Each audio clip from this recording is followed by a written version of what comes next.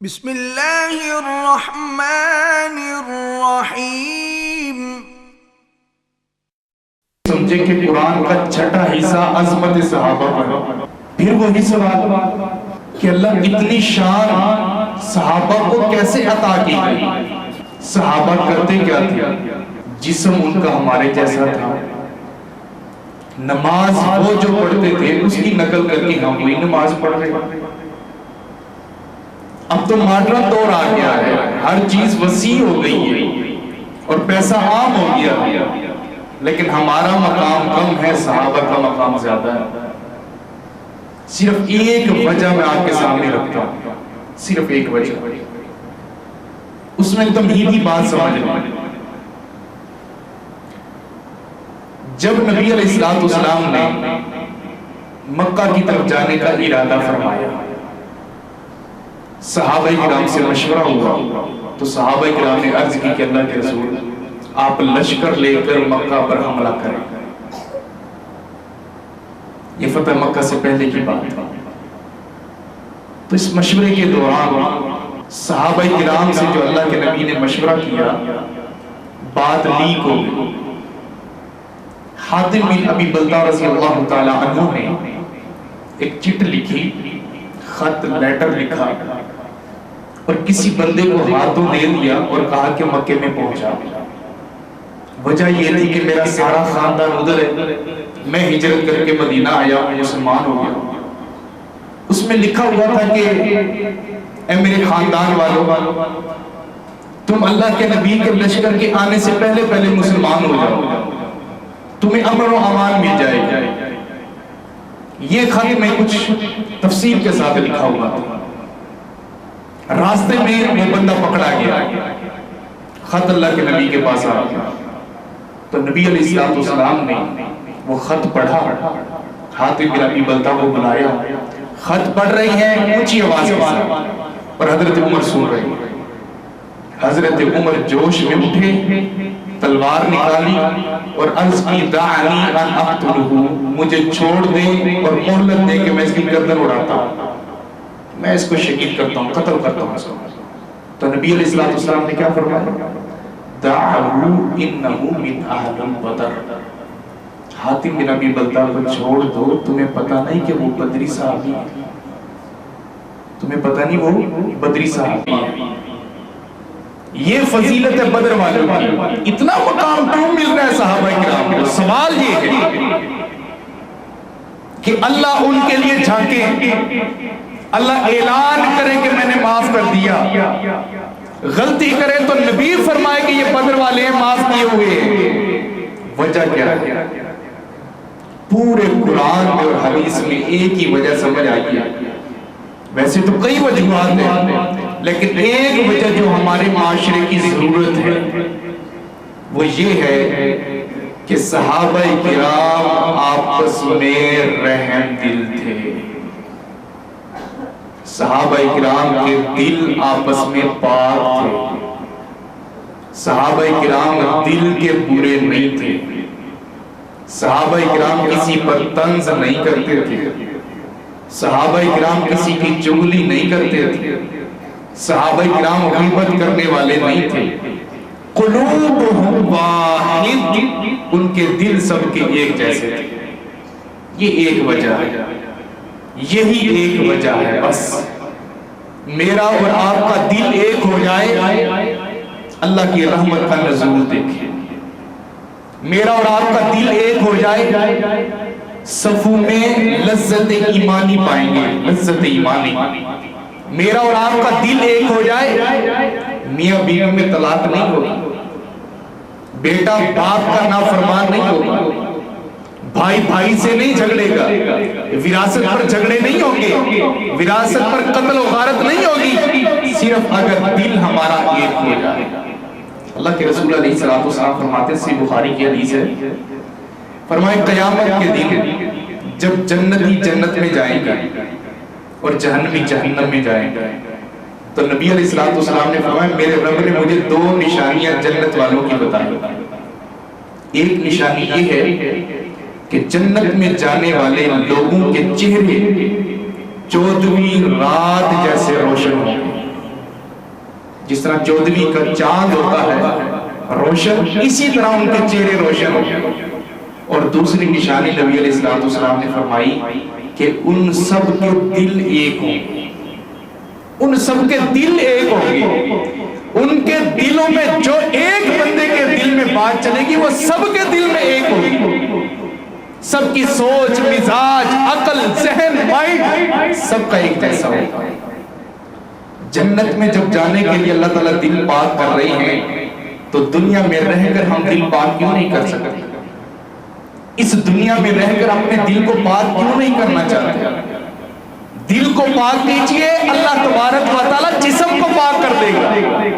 یہ دل پاک کریں بھائی کے بارے میں، امام کے بارے میں، اپنے خطیب کے بارے میں، اپنے مسلمان بھائی کے بارے میں، اپنے باپ کے متعلق، اپنی ماں کے متعلق اپنے دل کو پاک کریں۔ اگر یہ دل پاک نہیں ہے تو سمجھیے کہ پھر میں نے کچھ بھی نہیں کمایا، پھر میں نے کچھ بھی نہیں کمایا۔ صحیح مسلم کی روایت، صحابہ کے دل کتنے پاک ہیں۔ اللہ کے رسول علیہ السلام کی مسجد نبی ہے، صحابی رسول ہیں حضرت عمر رضی اللہ تعالیٰ اور دوسرے صحابی ہیں سیدنا ابو بکر صدیق رضی اللہ تعالیٰ۔ کسی مسئلے پر مسجد نبوی کے اندر جھگڑ بیٹھے، انسان تھی، غلطی ہو سکتی، ایسا جھگڑا مجادلہ ہوا کہ آوازیں بلند ہو گئی۔ آخرکار نبی علیہ السلام تشریف لائے کہ مسجد نبی کے اندر کس کا جھگڑا ہو رہا ہے، کیونکہ ایک دیوار کا ہی فاصلہ تھا مسجد نبی اور اللہ کے نبی کے گھر کا۔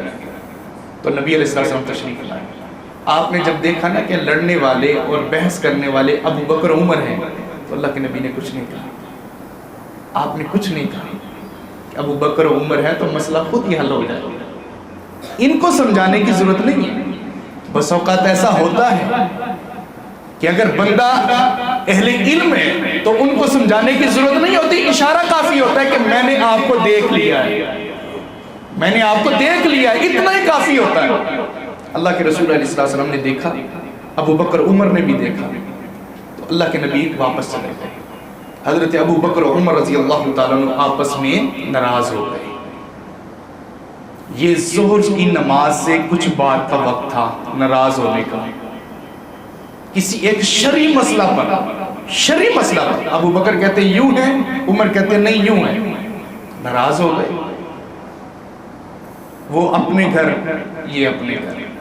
اب ہوا کیا، عصر کی اذان ہوئی، ابو بکر بھی مسجد میں، عمر بھی مسجد میں۔ مغرب کی اذان ہوئی، ابو بکر بھی مسجد میں، عمر بھی مسجد میں۔ عشاء کی نماز ہوئی، ابو بکر بھی مسجد میں، عمر بھی مسجد میں۔ مجھے یہ سمجھ آئی ہے کہ 14ویں صدی کا مسلمان اور اللہ کے نبی کا صحابی، فرق یہ ہے ہم جھگڑتے ہیں تو اللہ کے گھر چھوڑتے ہیں، ہمارا کسی سے جھگڑا ہو جائے تو نمازیں ہم اس مسجد میں نہیں پڑھتے، پھر ہمیں کوئی گھسیٹ کے لے کے جائے اس مسجد میں تو وہ ڈاٹا ہے، ورنہ ہماری کیا مجال کہ ہم اس مسجد میں جائیں جس سے میری ناراضگی چل رہی ہے۔ پھر کہتے ہیں کہ صحابہ کو مقام کیوں ملا ہے، پھر کہتے ہیں کہ صحابہ کو عظمت کیوں ملی ہے۔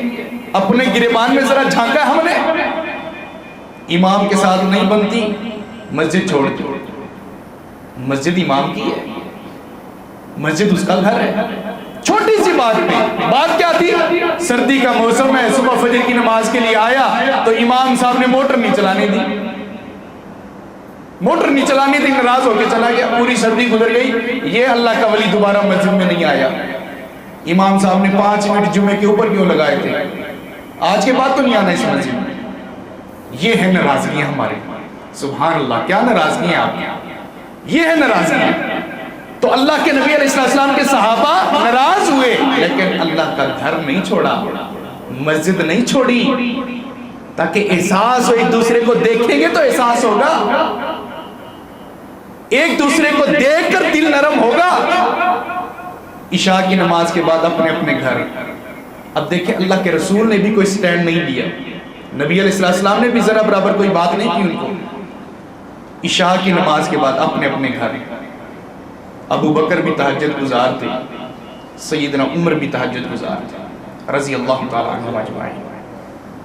اب رات کی تاریکی میں ابو بکر اٹھے، وضو کیا، وضو کرنے کے بعد تہجد کی نماز پڑھنے کے لیے تشریف لائے۔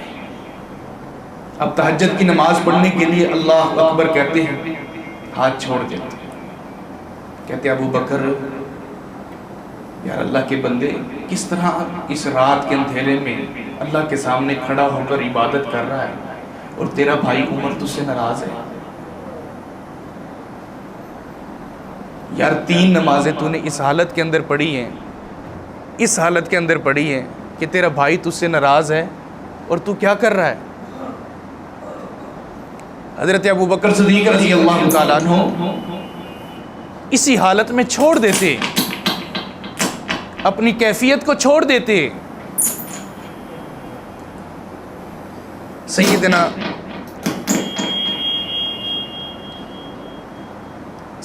ابو بکر صدیق رضی اللہ تعالیٰ عنہ اسی حالت کے اندر وضو کیا ہوا، تہجد نہیں پڑھی، اپنے آپ سے بات کر رہے ہیں، پہلے عمر کو راضی کر، پھر ابو بکر جا کے اللہ کو راضی کرنا۔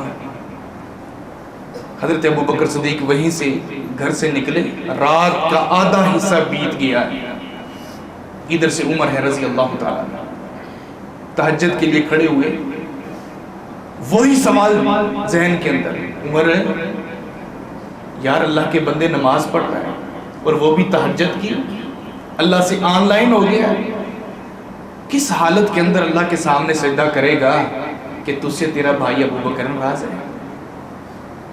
اب یہ بھی گھر سے نکلے، ادھر سے ابو بکر گھر سے نکلے، ادھر سے حضرت عمر گھر سے نکلے، راستے کے اندر دونوں کی ملاقات ہوئی، کہنے لگے بھائی ابو بکر کیسے آنا ہوا؟ عمر بھائی آپ کی طرف آ رہا تھا، دل کے اندر سوال آیا کہ پہلے آپ کو راضی کر لوں پھر تہجد پڑھوں گا۔ عمر آپ کہاں جا رہے ہیں؟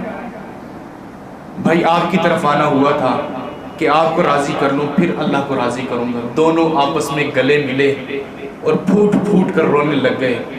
یہ وہ لوگ تھے، یہ وہ لوگ تھے حضرات، بزرگوں، بھائیوں، جوانوں، ان کے دل پاک تھے، یہ اللہ کے سامنے کھڑے بھی ہوتے تھے، اپنے دلوں کو پاک کر کے کھڑے ہوتے تھے، یہ اللہ کے سامنے روتے تھے تو اپنے مسلمان بھائی کو رونے نہیں دیتے تھے، یہ اتنے رحم دل تھے، رحماء بینہم، اتنے رحم دل تھے کہ میری سگی ماں مجھ سے ناراض نہ ہو ورنہ کائنات کا رب ناراض ہو جائے گا، میرا بھائی مجھ سے ناراض نہ ہو ورنہ کائنات کا رب ناراض ہو جائے گا۔ یہ پہلے مخلوق کو راضی کرتے تھے پھر رحمان کو راضی کرتے تھے۔ آج ہماری صورتحال کیا ہے؟ سگا بھائی 10 سال ہو گئے بول چال نہیں، 10 سال ہو گئے سگے بھائی سے بول چال نہیں ہے۔ بہن ہر عید پر دروازہ تکتی رہتی ہے کہ میرا بھائی آئے گا، میرے بچوں کو عیدی دے کے جائے گا، میرے بچوں کو ماموں والی شفقت پیار محبت والا ہاتھ رکھ کے جائے گا، لیکن اسے کیا پتا کہ بھائی اس دن سے ہی فرعون بن گیا تھا جب تو نے اس سے فراست کا سوال کیا تھا،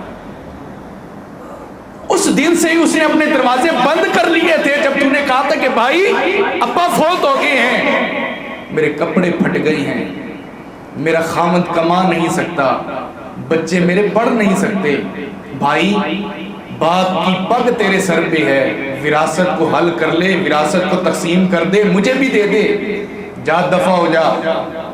آج کے بعد اگر باپ کے گھر بھی آئی تو کیوں؟ تجھے لاکھوں کا جہیز نہیں دیا تھا؟ تجھے شرم نہیں آتی باپ کی وراثت سے حصہ لیتے ہوئے؟ اور تجھے شرم نہیں آتی بہن کے حصے کے اوپر ڈاکہ ڈالتے ہوئے؟ تیری شرم کہاں مر گئی ہے؟ ویسے تو بڑے غیرت مند ہے، اور ہمارے ہاں یہ کیا ہوتا ہے کہ بہن نے اپنی رضامندی سے حصہ معاف کر دیا ہے، اس کے دل سے تو جا کر پوچھ کہ کس طرح تجھے معاف کیا اس کے دل سے تو پوچھ۔ وہ اپنے دوپٹے اٹھا اٹھا کے رحمان کے سامنے روتی ہے، اور اس کی آہ لگ گئی نا تجھے، آہ کبھی کینسر کا دورہ پڑے گا تجھے، اور فالج کے اٹیک کر کر کے بستر پر آئے گا، ہارٹ اٹیک ہوں گے، سانس نہیں لے سکے گا، اور پھر تجھے عقل آئے گی کہ کاش بہن کو دھکے دے کر گھر کی دہلیز سے نہ بھگاتا، جو کہتی تھی کر لیتا. اور کبھی آج تک یہ بھی سنا ہے کہ کسی بھائی نے خوشی کے ساتھ بہن کو حصہ معاف کر دیا ہو اپنا؟ بھائی تو کبھی نہیں معاف کرتے، ہمیشہ جب بھی معاف کیا تو بہن نے معاف کیا ہے. بھائی کو کیا ہو گیا؟ اور جو تیری چھاتی میں دل ہے وہ اسی کی چھاتی میں دل ہے، وہ بھی انسان ہے، تو بھی انسان ہے، لیکن فرق یہ ہے کہ تو شیطان کی شکل میں سے انسان ہے، اور وہ انسانیت نہیں بھولی ہے، وہ انسانیت نہیں بھولی ہے. تو یہ ابو بکر و عمر آپس میں محبت پیار کر رہے ہیں. حضرت ابو بکر و عمر رضی اللہ تعالیٰ عنہ، تیسرا کوئی راضی کرانے والا نہیں. ہمارے ہاں تو کیا ہوتا ہے، میاں بیوی کا جھگڑا ہوا. پچھلے دنوں میں ادھر رحیم یار خان کے آئے تو رات کو تقریباً 12-1 کا ٹائم تھا. میں نے امیر صاحب کو دیکھا کہ امیر صاحب گیٹ سے اندر انٹر ہو رہے ہیں مرکز میں. میں کہا امیر صاحب اس ٹائم؟ بس یار سلفی صاحب ایک میاں بیوی کا جھگڑا تھا، صلح کرانے گیا تھا. رات کے 12-1 اپنی نیندیں حرام کر کے جاتے ہیں. تیسرے بندے ہوتے ہیں صلح کرانے والے. یہ نہیں کہ مل بیٹھ کر خود صلح کر لیں، اتنی حیثیت نہیں ہے، اتنے دل ایک نہیں ہے، اتنا کمپرومائز نہیں ہے، انڈرسٹینڈنگ نہیں ہے اتنی. تیسرا بندہ آتا ہے صلح کرا کے جاتا ہے. اللہ کے قرآن نے کیا کہا تھا؟ انتم لباس لہن، وہ تمہارا لباس ہے، تم ان کا لباس ہو. اور لباس سے بھی قریب کوئی چیز ہوتی ہے؟ صحابہ اور مجھ میں فرق یہ ہے کہ صحابہ کے دل ایک تھے، ہمارے دل اب تک ایک نہیں ہوئے. صحیح بخاری کی حدیث کتاب الایمان کے اندر غالباً حدیث کا نمبر 50 یا 51 ہے. صحابی رسول ہے سیدنا ابو ذر غفاری رضی اللہ تعالیٰ عنہ. دوسرے صحابی حضرت بلال بن ابی رباح رضی اللہ تعالیٰ عنہ. دونوں آپس میں بیٹھے ہوئے باتیں ہو رہی، اسلام کی باتیں ہو رہی. ابو ذر غفاری رضی اللہ تعالیٰ عنہ ایک اچھے خاندان سے تعلق رکھتے. بلال رضی اللہ تعالیٰ عنہ غلام ابن غلام، غلام ابن غلام، غلام ابن غلام، پوری زندگی غلامی کو گزری، غربت میں گزری، فکر فاقوں میں گزری. ابو ذر غفاری رضی اللہ عنہ نے باتوں باتوں میں کہہ دیا، بلال تجھے تیری حیثیت کا پتہ ہے؟ اور تو ایک کالی لونڈی کا بیٹا ہے. ابو ذر غفاری کی یہ الفاظ، تو ایک کالے رنگ کی سیاہ فام عورت کا بیٹا ہے، اور تیری ماں لونڈی تھی، تیرا باپ غلام تھا. یہ بات کہی. حضرت بلال رضی اللہ تعالیٰ عنہ رو پڑے. بلال کی آنکھوں میں آنسو آ گئے. لیکن مجال ہے کہ بلال نے اللہ کے رسول کے پاس جا کر شکایت کی. بلال نے حضرت اللہ کے رسول کے پاس شکایت نہیں کی، گھر چلے گئے. اس منظر کو تیسرا صحابی دیکھ رہا ہے جس کا نام ہے عبد الرحمن بن عوف رضی اللہ تعالیٰ عنہ. عبد الرحمن بن عوف رضی اللہ تعالیٰ نے موقع تلاش کرتے ہوئے تنہائی میں جا کر اللہ کے رسول کو بتا دیا کہ اللہ کے رسول بلال کے ساتھ یوں ہوا ہے، آپ ان کا معاملہ حل فرمائیں. تو نبی علیہ السلام نے حضرت بلال کو بلایا. بلال، میں نے سنا ہے کہ کل تجھے ابو ذر غفاری نے بڑا برا بھلا کہا ہے. تو بلال بولے نہیں، آنکھوں سے آنسو نکل رہے، رو رہے. تو نبی علیہ السلام نے حضرت بلال کو قریب کر کے اپنی چھاتی سے لگایا، اپنی چھاتی سے لگا کر فرمایا کہ بلال پریشان نہ ہو، بلال پریشان نہ ہو، تیرے نبی تیرے ساتھ ہیں، پریشان نہ ہو. آپ نے کبھی دیکھا ہوگا یہ درد ہوتا ہے کہ بندہ جب زبان سے نہ بول سکے نا تو آنکھوں کی زبان بھی سمجھ آیا کرو، آنکھوں کی زبان بھی سمجھا کرو. کسی کی آپ کوئی سوال کریں اور آگے سے وہ جواب دے رو کر، تو سمجھ جائیں کہ اس کے دل میں کتنا درد ہے. اور یہ وہی سمجھتا ہے جو خود دکھی ہوتا ہے. اور جس نے عیش و عشرت میں زندگی گزاری ہو اس کو کسی کے درد کا کیا پتہ چلے گا. تو فرمایا کہ بلال پریشان نہ ہو، جاؤ ابو ذر کو بلاؤ. ابو ذر رضی اللہ عنہ کو بلایا گیا. ابو ذر تو مسلمان ہو گیا ہے، لیکن ابھی تک جہلیت کی باتیں تیرے دل سے نہیں نکلی. تو نے اتنی بڑی بات بلال کو کیوں کہی ہے؟ الفاظ پر غور کرے، میرے بلال کو کیوں کہی ہے؟ اور تجھے پتا نہیں امیہ نے اس کی زبان پر قولے رکھے تھے، لیکن پھر بھی یہ کہتا تھا احد احد احد. تجھے وہ وقت یاد نہیں جب حضرت بلال رضی اللہ تعالیٰ عنہ کو ریتلی زمین پر لٹا کر اوپر پتھر رکھ دیتے تھے، اور بلال ذرا برابر بھی اسلام سے نہیں ہٹا تھا؟ اور تجھے وہ وقت یاد نہیں کہ بلال کی پوری کمر جو ہے ہڈیوں کا ڈھانچہ بن گئی، اس میں گوشت نہیں ہے، اور اسلام کی خاطر بلال نے برداشت کیا ہے؟ ابو ذر تیرا خاندان اونچا ہے، لیکن خبردار میرے بلال کو کوئی بات کی تو. اللہ کے رسول یہ بات کر رہے ہیں اور اللہ کے رسول رو رہے ہیں، آپ کی آنکھوں میں آنسو آ رہے ہیں. اور کسی دکھی کے ساتھ ہوا کرو، ظالم کے ساتھ نہ دیا کرو، ظالم کا دکھی کا ساتھ دیا کرو. اور دکھی اللہ سے جب بولتا ہے تو اللہ بغیر پردو کے سنتا ہے، بغیر پردو کے اس کی آنکھ کو سنتا ہے. دکھی کا ساتھ دیا کرو اور پتہ چل جاتا ہے معاشرے میں کون دکھی اور کون سکھی ہے. آنکھ ہونی چاہیے انسانوں والی. تو فرمایا کہ میرے بلال کو آج کے بعد یہ بات نہ کرنا. عبد الرحمن بن عوف رضی اللہ عنہ سر جھکا کر بیٹھے ہوئے. اللہ کے نبی نے فرمایا عبد الرحمن دوبارہ میں نہ سنوں. یہ بات کہی، عبد الرحمن اٹھے. یہ مسجد نبوی کا واقعہ ہے. عبد الرحمن اٹھے اور عبد الرحمن رضی اللہ تعالیٰ عنہ باہر نکلے. کہتے ہیں اللہ کے نبی باہر تشریف لائیے.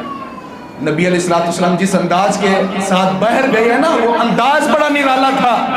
نبی علیہ السلام نے اپنا دایاں ہاتھ حضرت بلال کے بائیں ہاتھ میں ڈالا اور ہاتھ کو پکڑ کر باہر لے کر گئے کہ میں اکیلا نہیں جاؤں گا، بلال کو ساتھ لے کر جاؤں گا.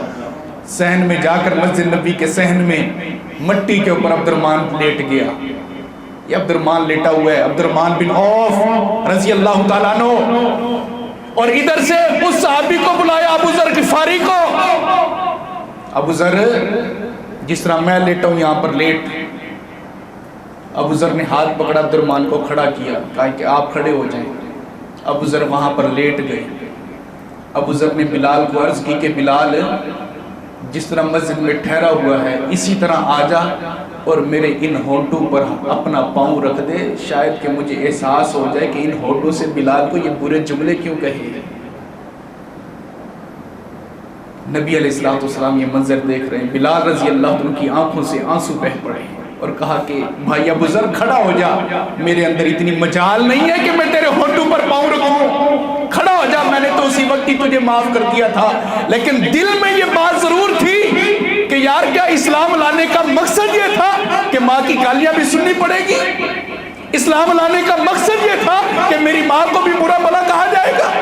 اسلام لانے کا مقصد یہ تھا کہ جن کو بھائی بنایا تھا وہ بھائی بھی مجھے برا کہے گا؟ میں نے تو اسی وقت معاف کر دیا تھا، لیکن دل میں بات ضرور تھی. تو حضرت ابو ذر غفاری اور بلال رضی اللہ عنہ گلے مل رہے ہیں اور اللہ کے نبی علیہ السلام دیکھ کر رو پڑے. میں کیوں نہ کہوں کہ وہ صحابہ عظمت والے، مقام والے. وجہ کیا ہے؟ رحماء بینہم، یہ آپس میں رحم دل تھے، یہ آپس میں دل ان کے پاک تھے، یہ دل میں کسی کے بارے میں بغض نہیں رکھتے تھے.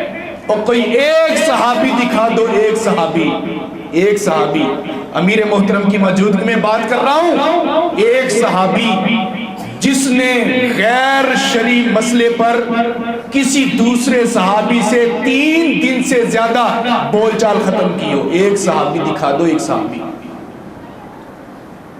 اور کبھی کسی صحابی نے یہ بھی کہا تیرے ساتھ جینا مرنا ختم ہے، تو ہمارے جنازوں پہ نہیں آئے گا، ہم تیرے جنازوں پہ نہیں آئیں گے، خبردار کبھی ہماری حویلی ٹپ کے آیا تو. یہ صحابہ کرام اتنے سخت دل نہیں تھے، صحابہ کرام کے دل پاک تھے، دل نرم تھے. وہ اللہ کا واسطہ ہے اپنے دلوں کو پاک کر لو، وہ اللہ کا واسطہ ہے اپنے دلوں میں محبت کو بٹھا لو. رحمان اس وقت تک راضی نہیں ہوتا جب تک اپنا مسلمان بھائی راضی نہ ہو. سلسلہ الاحادیث الصحیحہ کی حدیث ہے، امام البانی نے صحیح کہا ہے. نبی علیہ السلام فرماتے ہیں، نبی علیہ السلام فرمایا کہ میرا دل کرتا ہے کہ میں کسی مسلمان کی مدد کے لیے نکلوں، کسی مسلمان کی مدد کے لیے نکلوں اور اس کا جا کے قرضہ ادا کروں یا اس کی پریشانی کو دور کروں یا اس کے غم کو ہلکا کروں؟ مجھے یہ بہتر لگتا ہے کہ میری مسجد نبوی کے اندر 1 مہینے کا اعتکاف کروں۔ مسجد نبوی اور اعتکاف جیسی عبادت مسجد نبوی کے اندر، فرمایا کہ اس مسجد میں اعتکاف سے بہتر ہے کہ کسی مسلمان کا غم ہلکا کروں، اعتکاف نہ کروں۔ اور ہم کیا کر رہے ہیں؟ ہم کیا کر رہے ہیں؟ مسجد میں آتے ہوئے پاؤں سے پاؤں ملایا، اگر دوسرا شوگر کا مریض تھا مجھے نہیں پتا تھا، اس کے پاؤں پہ پاؤں رکھا گیا تو مسجد چھوڑ دی۔ اذان کا وقت ہوا، 5 منٹ پہلے کوئی آیا تو اس نے کہا میں اذان دوں گا، میں نے کہا نہیں میں دوں گا، میرے باپ دادا اس مسجد کے متولی رہی ہیں، تو کون ہوتا ہے اذان دینے والا؟ اسی بات پر جھگڑا ہوا، مسجد کو تالے لگ گئے، مسجد نہیں کھلی نمازیوں کے لیے۔ اللہ کا واسطہ ہے بھائیو، وہ یار کس دنیا میں پڑ گئے ہیں ہم، کن چکروں میں پڑ گئے ہیں ہم؟ کیوں فرعونیت ہمارے دلوں میں بیٹھ گئی ہے؟ کیا ہم اتنے بڑے ہو گئے ہیں؟ کیا اللہ کی غیرت کو چیلنج کر رہی ہے؟ کیا پتھروں کی بارش کا انتظار کر رہی ہے؟ وہ اللہ کی رحمت کا واسطہ ہے، اللہ کی رحمت کے اندر آئیے، اللہ کی برکتوں کے اندر آئیے، مسلمان کو معاف کرنا سیکھیے۔ اور اللہ معاف اسی کو کرتا ہے جو دوسرے کو معاف کرتا ہے۔ معاف کرنا سیکھیے، دلوں میں نرمی پیدا کیجئے۔ ایک اور واقعہ بھی سن لیں، حضرت ابو درداء رضی اللہ تعالیٰ عنہ، جلیل القدر صحابی ابو درداء رضی اللہ تعالیٰ عنہ، ان کا آخری وقت کے اندر وفات کا وقت آیا، سانسیں لے رہے ہیں، ہچکیاں آ رہی ہیں۔ ان کا بیٹا عبداللہ آیا، عبداللہ نے کہا ابا جان کوئی وصیت کرنا چاہیں تو وصیت کر دیں۔ فرمایا کہ بیٹا وصیت کرنے کی ضرورت بھی نہیں ہے، جو وصیتیں آج تک کی تھی میں نے ان پر عمل بھی کر لیا ہے، اور بیٹا اپنی بہنوں کا خیال رکھنا، اللہ کے معاملے کے اندر کبھی بھی سستی کا مظاہرہ نہ کرنا۔ ابو درداء اپنے بیٹے کو کہہ رہے ہیں۔ ابو درداء رضی اللہ تعالیٰ عنہ کہتے ہیں کہ میری کمر کے نیچے تکیہ دو، سہارا دو، تکیہ دیا گیا، سہارا دیا، اٹھایا گیا، ہلکا سا اٹھے، اور حضرت ابو درداء رضی اللہ تعالیٰ عنہ اپنے بیٹے کو کہتے ہیں کہ بیٹا وہ سامنے درخت کے نیچے میرا اونٹ بندھا ہوا ہے جس کا نام تھا تامون، تامون اونٹ میرا بندھا ہوا ہے، اس کو کھول کے لاؤ۔ ابو درداء رضی اللہ تعالیٰ عنہ سہارا لے کر بیٹھے ہوئے، اونٹ کو لایا گیا۔ جو جانور ہوتا ہے اپنے مالک سے بڑا مانوس ہوتا ہے، بڑا مانوس ہوتا ہے۔ اگر آپ کبھی تجربہ کر کے دیکھیں تو عید الاضحیٰ سے 10 دن پہلے جانور اپنے گھر میں لے آئیں اور اسی جانور پر چھری پھیر کے دکھائیں اپنے ہاتھوں سے، آپ کو لگ پتہ جائے گا۔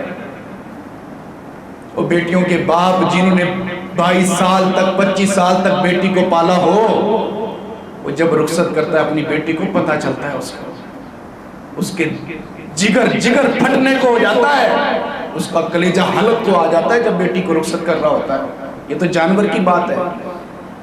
تو ابو درداء رضی اللہ عنہ نے جانور کو بلایا، جانور کی نکیل پکڑی، اپنے قریب کی، اللہ اکبر، کتنے بڑے الفاظ کہے ابو درداء رضی اللہ تعالیٰ عنہ۔ ابو درداء رضی اللہ عنہ سہارا لے کر اپنے ہاتھ جوڑتے ہیں اونٹ کے سامنے، کہتے اے اونٹ تامون، تیری اور میری رفاقت 10 سال کی ہے، 10 سال تو اور میں اکٹھا رہے ہیں۔ اے تامون اونٹ، کبھی ایسا ہوا ہو کہ تجھے میں گرمی میں کھڑا کر کے اپنے کام کے لیے چلا گیا ہوں تو رب کی رضا کے لیے معاف کرنا۔ اے تامون اونٹ، اگر میں کبھی تو تیرے سامنے چارہ میں نے کم ڈالا ہو اور تجھے بھوک زیادہ ہو، رب کی رضا کے لیے مجھے معاف کرنا۔ ہاتھ جوڑ کے بیٹھے ہوئے ہیں۔ اور رحیم یار خان اور باب رحمت کے اندر آنے والوں، بزرگوں، سفید داڑیوں والوں، اور جوانوں شباب کے اندر رہنے والوں، اور بچوں، بھائیوں، ماں اور بہنوں، تامون کے سامنے ابو درداء صحابی رسول معافیاں مانگنے والے، اونٹوں جانوروں سے بھی معافیاں مانگے، تو اپنے باپ سے معافی کیوں نہیں مانگتا؟ اور تو اپنے سگے بھائی سے معافی کیوں نہیں مانگتا؟ اور تو اپنی ماں کے قدموں میں کیوں نہیں پڑتا؟ اور تو اپنے بڑے بھائی سے معافی کیوں نہیں مانگتا؟ وہ معافیاں مانگنے والے تو اونٹ سے معافی مانگ گئے۔ تو حضرت عبداللہ رضی اللہ تعالیٰ عنہ کہتے ہیں میں نے پھر بلک بلک کر اپنے اونٹ کو روتے ہوئے دیکھا کہ اونٹ بلک بلک کر رو رہا تھا کہ جب مالک یہ کہہ رہا تھا۔ تو اللہ تبارک و تعالیٰ نے مقام کیوں دیا صحابہ کرام کو؟ وجہ یہ تھی کہ رحماء بینہم، ان کے دل بڑے رحم دل تھے، ان کے دل میں بغض اور کینہ نہیں تھا، ان کے دل ایک تھے۔ یہ جانوروں پر بھی جو ظلم نہ کرے وہ انسانوں کے لیے رحم دل ہوتا ہے، وہ اپنا سب کچھ قربان کرنے والے۔ جب ہجرت کر کے مدینہ میں صحابہ آئے مہاجرین تو انصار کھڑے ہو گئے، کہنے لگے اللہ کے رسول جس کی 4 بیویاں ہم 2 کو طلاق دیتے ہیں، 2 کا نکاح ان سے کرا دو عدت کے بعد۔ اللہ کے رسول جن کے 2 مربع رقبے ہیں ہم چھوڑتے ہیں، ایک ان کو دے دو ایک ہم رکھیں گے۔ اللہ کے رسول اگر 2 دکانیں ہیں تو ایک ان کی ہوئی ایک ہماری ہوئی۔ یہ رحماء بینہم، یہ ہے محبت کرنے والے۔ اور آج جو کچھ فلسطین کے اندر ہو رہا ہے، میری اور آپ کی محبت کہاں ہے؟ میں نے اور آپ نے کیا کیا ہے؟ اپنی باری آئے تو اسلحہ نکال لیتے ہیں مارنے کے لیے، اور فلسطین کے مسلمانوں کی باری آئے تو امام صاحب دعا کرواتے ہیں۔ دعاؤں پہ کام چلتے ہیں، دعاؤں پہ کام رہ گئے۔ گھروں سے نکلو گے تو پتہ چلے گا۔ اور ہماری مثال اس مرغی جیسی ہے، برائلر مرغی جیسی، جس کو قصاب نکالتا ہے اور باقی بھی مرغیاں پھڑ پھڑا کر تھوڑی دیر کے بعد سکون سے بیٹھ جاتی ہیں۔ ابھی ہماری باری تو نہیں آئی۔ ہماری مثال بھی وہی ہے۔ آپ مسلمان آج شہید ہو رہے ہیں، مر رہے ہیں، ہم عیش و عشرت کے اندر زندگی گزار رہے ہیں، ہماری باری تو نہیں آئی۔ جب ہماری باری آ گئی تو لوگ ہمارا بھی تماشا دیکھیں گے۔ اللہ فلسطین کے مسلمانوں کی غیبی مدد فرما، اللہ ابابیل کا کوئی لشکر بھیج، اللہ ملائکہ کو کوئی نزول فرما اور اپنی غیبی مدد کے ذریعے اور اسرائیل کے یہودیوں کو نیست و نابود کر دے۔ اللہ دنیا کے سارے یہودیوں کا خاتمہ کر دے، ہلاک کر دے، برباد کر دے۔ اللہ ان کے یہودیوں کو ان پر مسلط کر دے۔ اللہ ہمارا ہاتھ بھی نہ اٹھے، ہماری تلوار بھی نہ اٹھے، ان کو اپنی موت مار دے۔ میرے بھائی، میرے عزیز ساتھیوں، پوری گفتگو کا خلاصہ کلام یہ ہے، رحماء بینہم۔ سورۃ الفتح آیت نمبر 29 نشانی بیان کی صحابہ کرام کی کہ صحابہ کرام دل ایک تھا ان کا، آپس میں محبت پیار کرنے والے تھے، آپس میں معاف کرنے والے تھے۔ اگر گھر کو سنبھالنا چاہتے ہو، گھر کو جنت بنانا چاہتے ہو تو آپس میں دلوں کو ایک کر جاؤ۔ اگر مسجد کا نظام ٹھیک کرنا چاہتے ہو تو دلوں کو ایک کر جاؤ۔ اگر انتظامیہ میں پاور چاہتے ہو تو دلوں کو ایک کر جاؤ۔ کسی بھی ڈپارٹمنٹ کے اندر ہو، کسی بھی سٹاف کا حصہ ہو تو اپنے دلوں کو ایک کر جاؤ۔ چھوٹا ہے تو بڑے کے لیے دل کو وسیع کرے، بڑا ہے تو چھوٹے کے لیے دل کو وسیع کرے۔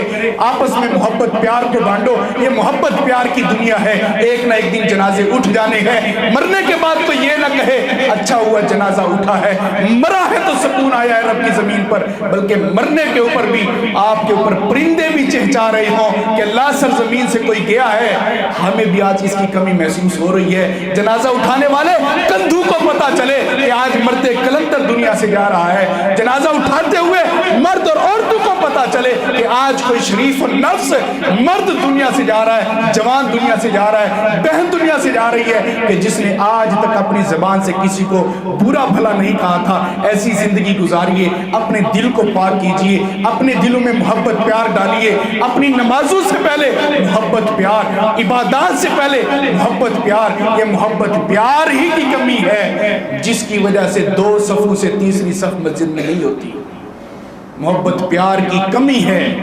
اگر محبت پیار، اگر ایک نمازی نہیں آتا، کبھی کال کر کے پوچھا ہے کہ کیوں نہیں آیا؟ اگر وہ بیمار ہے ہفتے کے بعد اگر آیا ہے، یار مجھے نہیں پتا تھا کہ آپ بیمار ہیں، کیا ہوا؟ سارا حال احوال پھر مسجد میں بتانا پڑتا ہے۔ اور کس کس کو بتائے؟ کمی محسوس کرو کسی کی۔ اگر مسجد میں نہیں آتا تو پوچھو میرا نمازی گم ہے تو کہاں گیا ہے؟ اگر کوئی پریشانی ہے تو 10 بندے مل کے اس کی پریشانی دور کرے۔ قطروں قطروں سے دریا بنتے، تو کسی کو اپنا سمجھیے، اپنا بنائیے۔ اسی کے ساتھ ہی سٹرونگ ہوتی ہیں جماعتیں، اسی کے ساتھ ہی مضبوط ہوتی ہیں تنظیمیں۔ اللہ تبارک و تعالیٰ مجھے اور آپ کو صحیح معنوں میں عمل کی توفیق عطا فرمائے، میری اور آپ کی جو سستیاں ہیں دین کے معاملے میں اللہ تبارک و تعالیٰ دور کر دے اور ہمارے دلوں کو ایک کر دے۔ وآخر دعوانا الحمدللہ رب العالمین۔